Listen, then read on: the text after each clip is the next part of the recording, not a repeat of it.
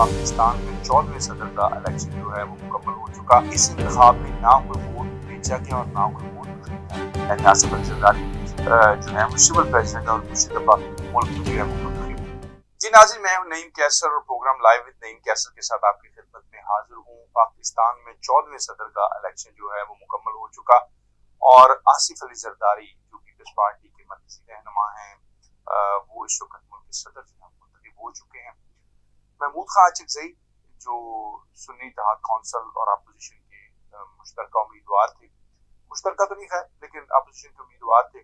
وہ انتخاب ہار گئے. آصف علی زرداری صاحب نے الیکٹرل ووٹ جو ہے 411 لیے اور اسی طرح محمود اچکزئی صاحب نے کوئی 181 کے لگ بھگ ووٹ لیے. لیکن ایک انفارچونیٹ اس میں ایک معاملہ یہ بھی ہے کہ بلوچستان اسمبلی سے انہیں ایک بھی ووٹ، یعنی محمود خان اچکزئی صاحب کو ایک بھی ووٹ جو ہے وہ کاسٹ نہیں ہوا. پنجاب اسمبلی میں کے پی کے میں سب سے زیادہ ووٹ کاسٹ ہوئے یا سنی اتحاد کونسل کی جو حکومت ہے، اور اس کے بعد سندھ میں جو ہے ان کو بہت نامنل سے ووٹ کاسٹ ہوئے. سب سے اچھی بات جو اس انتخاب کی ہے وہ یہ ہے کہ محمود خان اچکزئی صاحب نے جیسے انتخابی رزلٹ آئے انہوں نے نہ صرف انتخابی نتائج کو تسلیم کیا اور اس کے ساتھ ساتھ انہوں نے یہ کہا کہ اس انتخاب میں نہ کوئی ووٹ بیچا گیا اور نہ کوئی ووٹ خریدا گیا. میں کہتا ہوں کہ پاکستان میں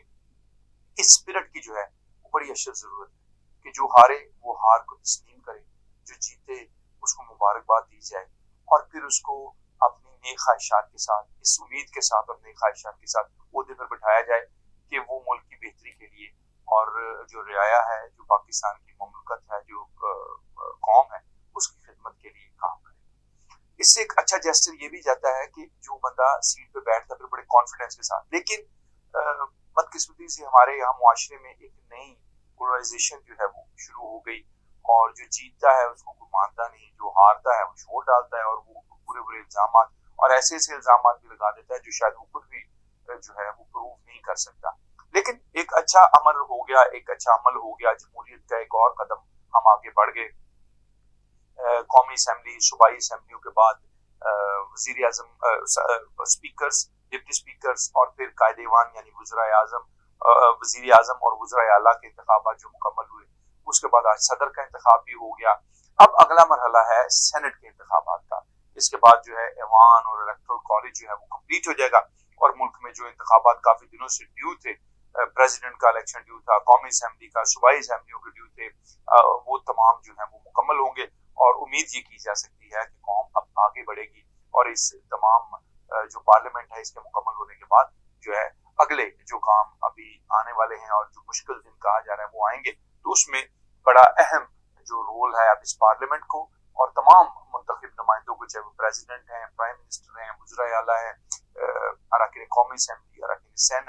اراکین صوبائی اسمبلی، ان سب کو بڑا اہم کردار ادا کرنا اور اس سے زیادہ اہم کردار جن لوگوں کو ادا کرنا ہے وہ ہے اس ملک کے جو لیڈرز ہیں، قوم نے جن کو قیادت سونپی ہوئی ہے. اس میں آپ مولانا فضل الرحمان صاحب، آصف علی زرداری صاحب، نواز شریف صاحب، اسی طرح آپ دیکھ لیجئے جو پی ٹی آئی کی قیادت ہے گوہر خان صاحب، اور اسی طرح دیگر جو جماعتوں کے اختر مینگل صاحب، اسی طرح محمود اچکزئی صاحب، اور یہ تمام جو لوگ یہ قائدین ہیں ہمارے ملک کے، یہ جو کریم ہے اور یہ لیڈ کر رہے ہیں، مریم نواز شریف صاحبہ، شہباز شریف صاحب، یہ تمام لوگ جو ہیں یہ ملک کو اب لیڈ کر رہے ہیں. اور اب ضرورت اس بات کی، کیونکہ اس چیز کے اوپر بڑا ایمفرسائز اور فوکس کیا جا رہا ہے، جب تک اتفاق رائے نہیں ہوتا اور تمام قیادت مل بیٹھ کر کسی ایک ایجنڈے پر، جس کے لیے بار بار وزیر اعظم شہباز شریف یہ کہہ رہے ہیں کہ ہمیں جو مساکے جو ہے وہ معیشت کرنا چاہیے، اور اب انہوں نے کہا کہ ہمیں ریکنسلیشن یعنی مفاہمت کی سیاست کی طرف واپس جانا چاہیے تاکہ معاشرے میں یہ جو پولرائزیشن ہے اس سے قوم کو باہر نکالا جا سکے اور قوم یکجا ہو کر، متفق ہو کر آگے بڑھے تاکہ جو چیلنجز ہے اس کا سامنا کیا جا سکے. لیکن ایک میرا خیال ہے یہ پہلی مرتبہ ایک چیز تو ہوئی ہے کہ سول پریزیڈنٹ جو ہے وہ دوسری مرتبہ منتخب ہوئے ہیں، یعنی آصف علی زرداری جو ہے وہ سول پریزیڈنٹ اور دوسری دفعہ ملک میں جو ہے وہ منتخب ہوئے ہیں. اس سے پہلے ایوب خان 2 مرتبہ منتخب ہوئے تھے اور اس کے علاوہ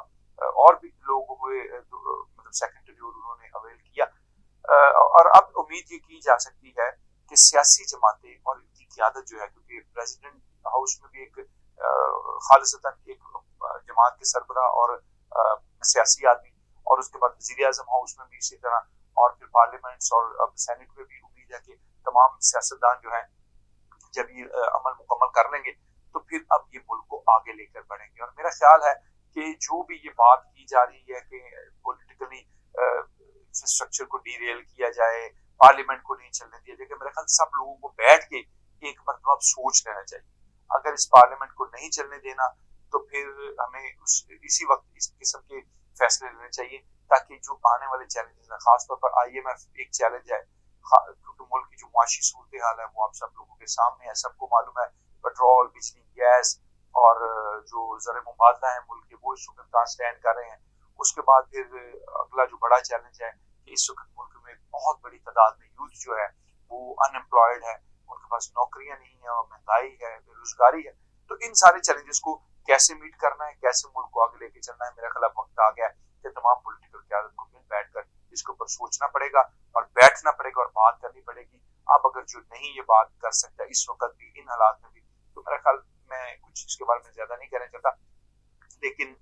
الزام تراشی سے باہر نکل کر اب ملک کا ہمیں سوچنا پڑے گا. اسی کے ساتھ میں میزبان نہیں کیسے کو اجازت دیجیے، مزید تفصیلات مزید خبروں کے ساتھ آپ کے خدمت میں حاضر ہوں گے. خدا حافظ.